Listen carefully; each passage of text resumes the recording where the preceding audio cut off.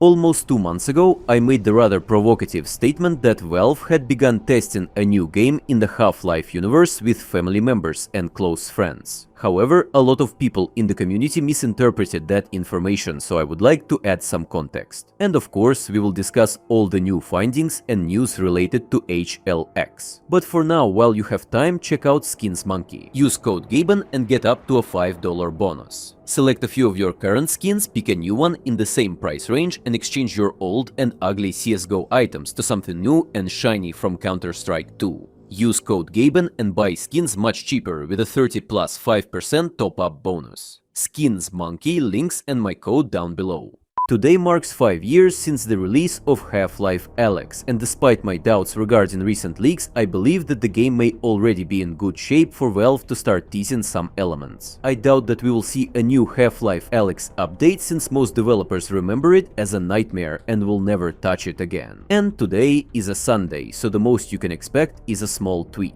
Better to expect nothing and be surprised than to be disappointed by false expectations. Several people in the comments noted that they stopped giving tours of their office about a year ago, although it used to be a fairly common practice. They took both students and many others who contacted the front desk in advance. This may just be a coincidence, but it is worth noting. In 2013, one of the strangest leaks in Valve's history occurred. For some reason, by using a bug tracker, regular users were able to see the names of absolutely all existing groups in the Jira system. Thus, they saw almost 800 titles like Left 4 Dead 3, Half-Life 3, RPG, Steam MMO, and many others. If you're interested, you can find the news yourself, but developers patched the hole very quickly. However, about 2 months ago, one of my viewers discovered another way to check the names of hidden groups. Essentially, you can send a potential channel name and get a response telling you whether or not a group with that name exists. I'm not going to brute force the names of all possible groups, but I checked the most obvious ones and found that they have at least 3 names in their internal system: HLX, HLX Audio, and HLX Artists. I won't reveal all the cards, but this way you can check for the existence of other not yet announced projects. Now let's take a quick look at all the lines that have appeared in the last 2 months.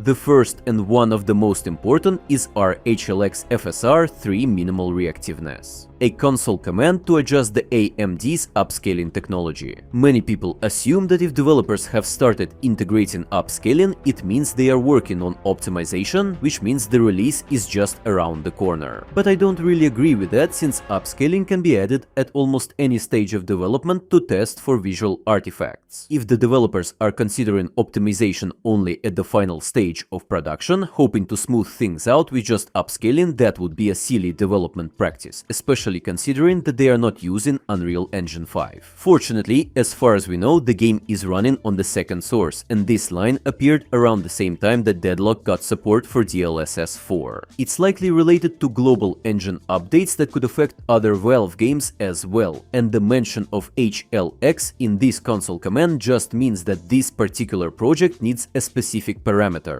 The second line simply refers to HLX as a project that should be excluded from certain code. In programming, the not equal to operator creates an exception. Next, once again optimization, but this time in the context of NPCs. All modern games use a method called LOD, short for level of detail. Simply put, the further away the player is from an object, the simpler and less detailed it becomes. The idea is based on the fact that the human eye sees less detail on objects that are either out of focus or far away. In the context of graphic optimization, this is used to reduce the number of polygons and the resolution of textures. Models and textures are divided into different levels of detail. Then the game engine automatically switches between these levels based on distance, increasing detail up close and decreasing it at a distance. This is important so that your computer doesn't waste resources rendering distant objects with the same level of detail as close ones. However, here we are referring to LOD as applied to the artificial intelligence of non-playable characters. Similar to the standard visual approach, AI LODs reduces the complexity and frequency with which the game updates NPC behaviors and animations, and in some cases completely disables almost all complex systems except walking from side to side and basic patterns. So this most likely means that the future Valve game will have locations with a large number of NPCs, and their behavior is so complex that it needs to be optimized. According to to new findings, we are talking about setting time intervals. For example, at medium level, the NPC by default thinks 4 times per second, but only once at the lowest level. However, these are console commands, and developers can change the values at any time. For example, different settings can be used on different levels. The second element of optimization is turning on and off various behavioral elements. By default, it has 5 levels. First is automatic, then it goes high when all features are enabled for the best results.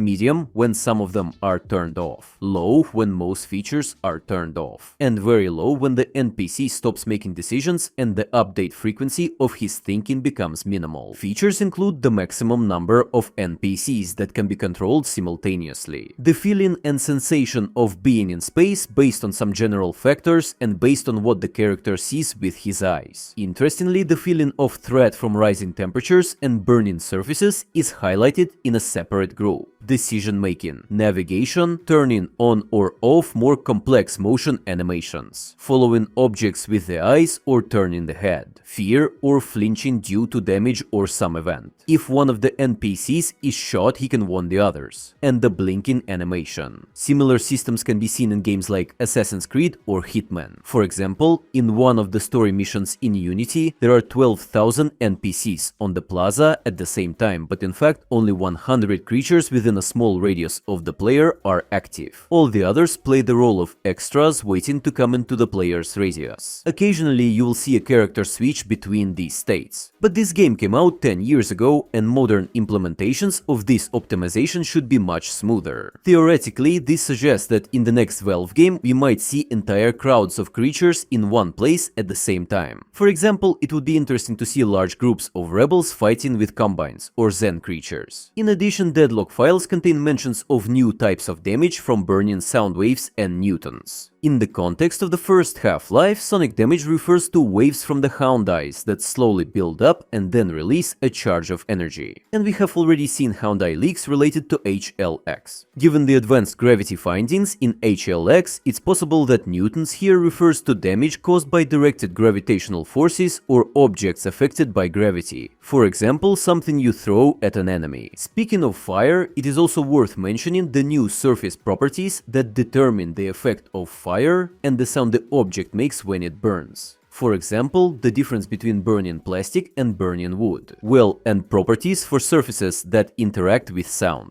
How well the surface transmits or absorbs sound and how much sound resonates with the room, causing objects to vibrate or reflect sound waves, creating echoes. New lines related to movable navigation mesh, including altered gravity. Currently, in most Valve games, the navigation mesh for non-player characters is generated at the moment of map compilation and can slightly change in-game when physical objects get in the way or when a door closes. In this context, however, it means a dynamic navigation mesh that adapts to changes in location or gravity. For example, for moving platforms or when NPCs can suddenly move in different dimensions. For example, walking on walls. Another mention of deformable props, which we discussed in more detail in previous videos. Roughly speaking, the metal gets dented, the rubber bounces, and the objects are left visually damaged. More improvements to the dynamic hair system. This time, an improved shading system and interaction with the wind. Similar technologies have long been used in many modern games. For example, in Tomb Raider, The Witcher, or Death Stranding. The new Assassin's Creed Shadows uses an identical system based on the physical modeling of individual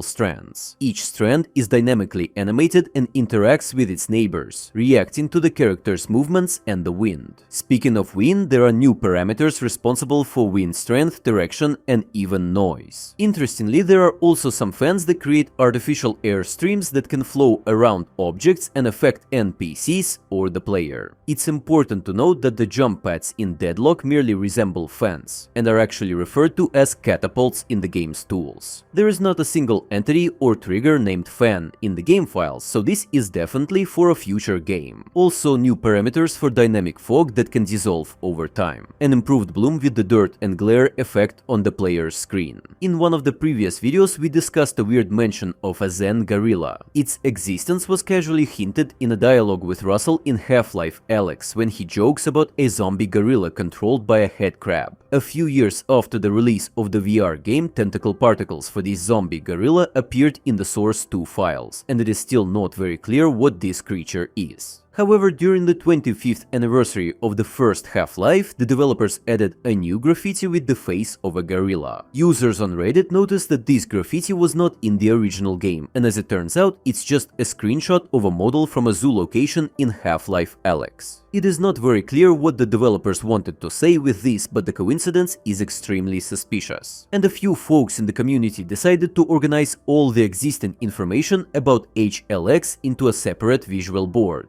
It is based on my publications on Pastebin, videos from other people like Tyler, and some general knowledge. All information is sorted into categories and marked with green, yellow or red markers depending on how much evidence there is for a particular topic, which is especially good for dealing with this information. And now back to what I was talking at the beginning of the video, a brief introduction to how playtesting works at Valve. As I mentioned in one of the recent videos, the developers began running closed playtests of a project codenamed HLX among family members and close friends. For some reason, a lot of people in the community thought that this indicated the final stage of production and that the game was already leaving the office walls. But that's not quite how it works. The developers literally take their husband, wife, children or friend by the hand and bring them into the office. But that does not mean the project is ready for release. It all starts with early exploration when the first gameplay prototypes are tested either by their creators or by the most active contributors. Over time, if the project is doing well and attracting new people, testing is expanded to include artists, writers, animators, and other team members not directly involved in the gameplay itself. Next, the developers of that project can bring in people from other projects, gradually expanding the circle. The second to last stage is a large company-wide playtest, including those who are not involved in game development.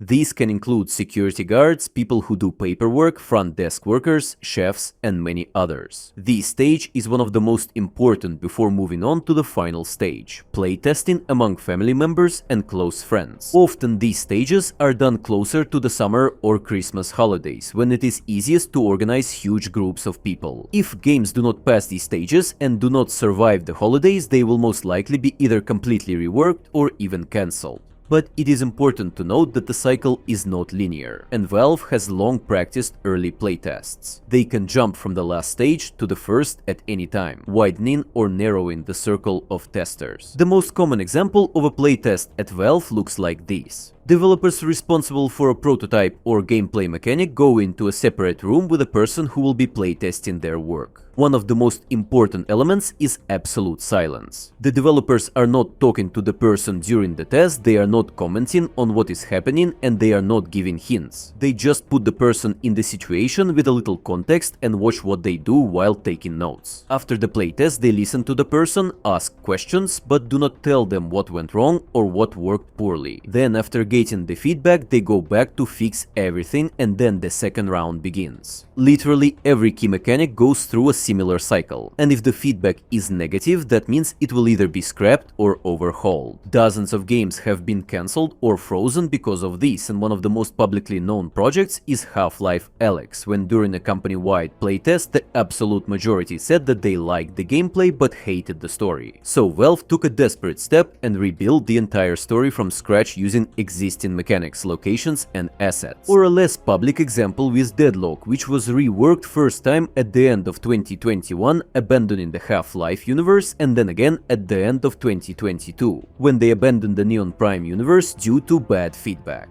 It is important to note that most of what I have just told you is official information that has been repeatedly confirmed by the developers at various presentations. And as always, the sweetest part comes at the end. I understand that this may upset some people, and I don't really like it, but Half-Life 3 will be the end of Gordon's adventure. Maybe we will see some spin-offs in the Half-Life universe in the future, but the story arc of the main characters will end in the finale of the game. I have no idea if it'll be a good or bad one, but it will be a proper ending and not a cliffhanger like in all the previous games. For many developers, this game will be a farewell gift to the community. But keep in mind, I may not be the only one who has heard about this, so be prepared for possible leaks and spoilers. Leave a comment with a gorilla emoji if you watched this